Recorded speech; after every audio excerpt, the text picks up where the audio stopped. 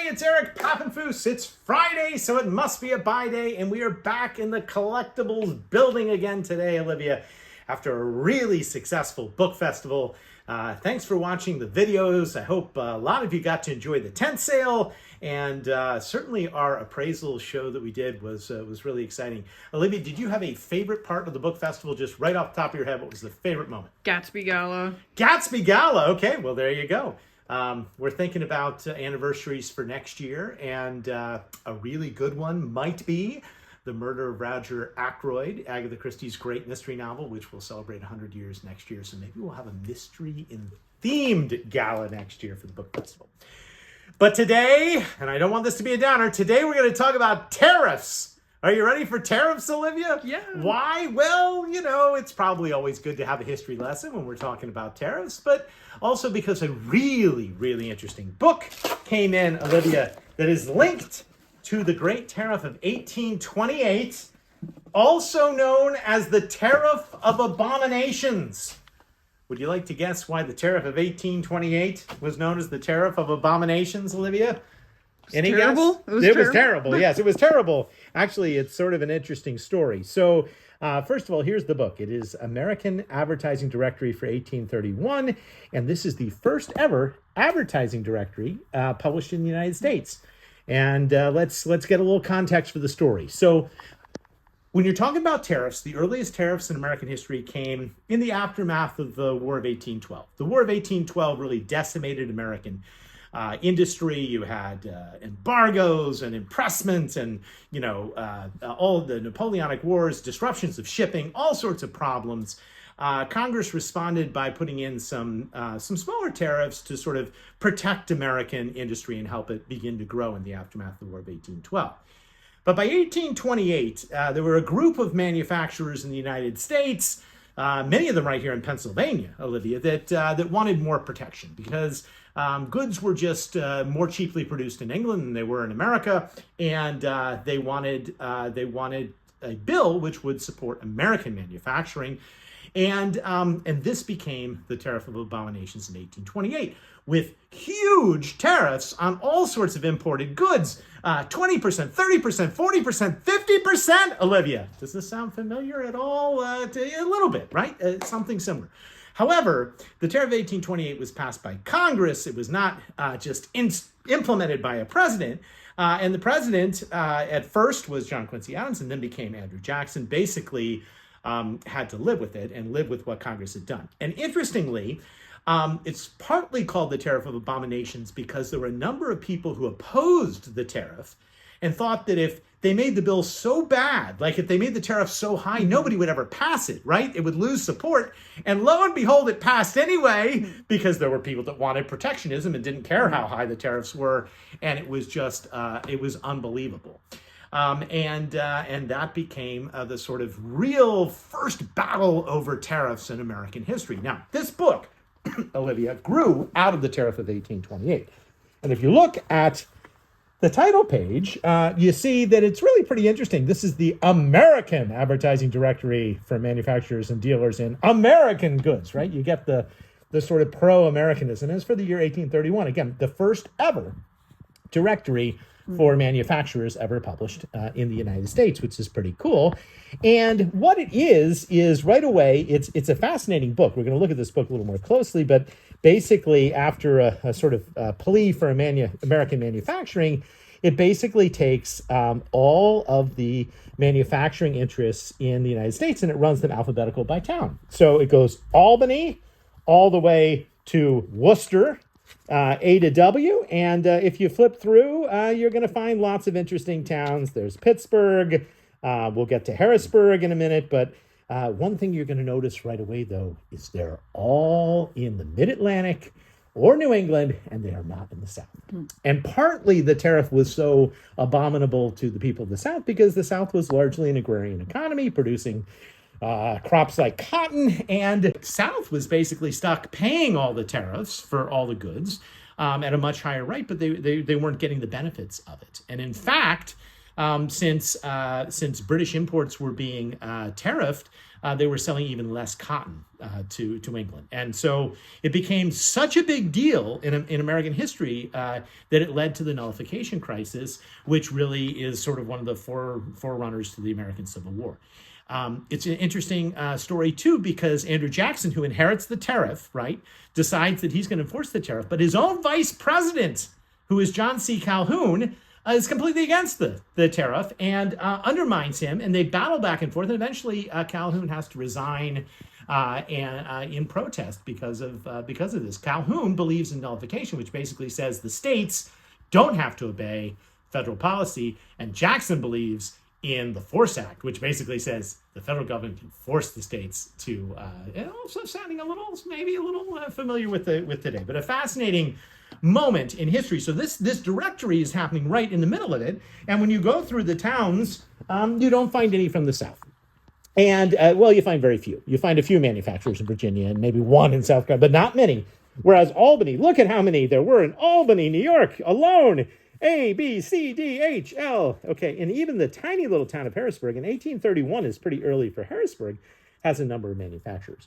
Now, before I turn to Harrisburg, Olivia, another trivia question. Don't worry, if you don't know the answer, just guess.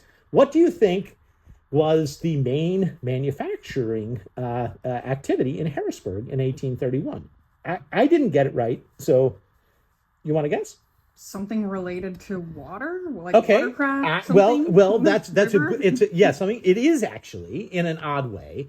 It's lumber, and it's lumber. Look, J.M. Allen, lumber merchant; Jacob Duck, lumber merchant; Philip Wolfersberger, lumber merchant. And what they would do is, in the older Pennsylvania forest, they'd cut down lots of logs and they would float them down the Susquehanna River. And if you've ever looked at the Midtown Scholar mural very closely, you might see remnants of things floating down the river. And at any rate, they would be milled in Harrisburg, and so sold by the log. That's sort of cool, right? Yeah. This is really pre what you would think of as industrial Harrisburg. But it is also the earliest mention of steam, steam engine making. So what's interesting here is that John Westling here is the manufacturer of steam engines. Do you see that? Mm-hmm. He's working with the Franklin Foundry, and he's working with Pittsburgh. And this is happening in Harrisburg, in the area where we now have the Hamilton Health Center. This was a big area for steam engine production. And this is very early. 1831 is very early for the railroad. I think the first steam engine has only just been invented. There isn't really a railroad, but Harrisburg is taking the lead in steam engine manufacturing, which is going to become a big deal as the railroad gets bigger. All right, as we look through this directory even further, it's sort of interesting because the next thing it does is it gives you a list by type, right? So if you're looking for somebody who does agricultural manufacturing or cotton or brass fixings or carpets or carvers, you can find it this way, which is another interesting way to look at it. Today we have the internet, but back then you had this nice multi-searchable directory. And I just wanted to draw your attention to the booksellers. I think that's worth looking at. Look at all the booksellers and publishers in the United States in 1831. These are all the names that you see. Edward J. Cole, he's a Baltimore bookseller. Recognize him. We can read about him on page 9. Let's talk about the people who published this book, Olivia. Published by Jocelyn Darling and Company. Number 36 Wall Street. Well, you go down to Jocelyn Darling Company. You can find them there, page 86. You can flip to 86. You can get their address, and you can find out more about the books that they publish and other things that they have. Look, they also do patent books, checks, drafts, bills of exchange, and other mercantile instruments, which is sort of cool. Okay. And then finally in this book, Olivia, which I think makes it really, really interesting after they go through a list of names, you have a strong, strong defense of the tariff. So let me read you a little bit about that. Now, you think that's the Tariff of Abominations, right? But they certainly don't feel it's a Tariff of Abominations. They think it's wonderful. Its effects, so far as they have been developed, have answered the hopes of its most ardent friends. Capital flows widely and freely through our extended country. The genius of our people has been stimulated to greater and more diversified exertion. The useful arts are improving in every form. And it goes on and on. Such is the prospect before us. It is the offspring of our fortunate government and the wise policy which has been adopted of cultivating our own resources by the skill and industry of our own people. So a big pro-tariff book. I find this really, really interesting because it is all contemporaneous with the debate over nullification. I'm going to end with one last little interesting thing. There is a list here of everything that is tariffed and how much is tariffed. So, let's say you want to go buy cotton, you figure out who your cotton manufacturers are, or even almonds, right? Almonds, 3 cents per pound. Some of them are percentages. Apples are 15%, tariff, but some are just things. Thought it might be interesting to talk about books. Did you know, do you think books were tariffed or not tariffed? Yes. I think even today, publishers have no idea if their books are tariffed or not tariffed because everybody's confused about the tariff rates. But generally speaking, and I thought this was really interesting, so books, especially imported, are free. There was no tariff on the importation of current books. But all books printed prior to the year 1775, so all books that would have been printed before America was a country, right? Those books are actually tariffed at 4 cents per book, which is a lot for back then, except if they are in Latin or Greek. And that is interesting. So it basically means if you had a book in French or a book in German or a book in Italian, you were getting tariffed.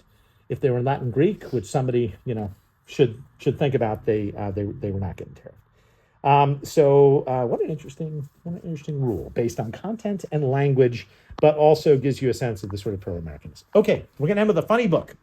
And actually, we have two very interesting funny books that are going to get us back in the spirit of funny books. Did you enjoy our brief foray into cat books for the month of October? Unfortunately, I still have a huge stack of cat books, so I'm going to have to save those up for a future time. But I do have two companion books here, which I think are fun. The first one is a book which does exactly what we do. It is just a compilation of funny books that are unintentionally funny. And you'll see in this book, How to Avoid Huge Ships, which was the first funny book we've ever done on Buy Day. And that's a real book. We'll get into that later. But you'll see some highlights, like People Who Don't Know They're Dead. That's one of our funny books. We have that in the case. But they also have some funny books I've never seen before and I can never acquire because they're so rare. Look at this, Olivia. Reusing Old Graves, a report on popular British attitudes. Can't find that book. No, sir. And how about this one? This one's great. I wish I could have found this for Buy Day. Greek rural postmen and their cancellation numbers. Edited by Derek Willen. Very, very specific. And as a counterpart to this funny book of real books, which I will now look for, if I can find the book on Greek postmen, I'm totally going to find it. We also have the fake books. This is a collection of books that were so funny, but they aren't real. I did pick a couple of my favorites. I totally like Thatcher and the Rye, a collection of bread art, because you never know what you're going to find on your toast in the morning. And another funny one, it just made me laugh. Where have all our forests gone? A 25-volume report by Congress. Does sound like something that they would do. Too bad those books aren't real, right? But funny ones. This will get us back in the spirit. I promise to have a real funny book for next week. Well, that'll do it. Thanks for watching. I hope you'll watch next Friday and every Friday at noon for more adventures in the world of books.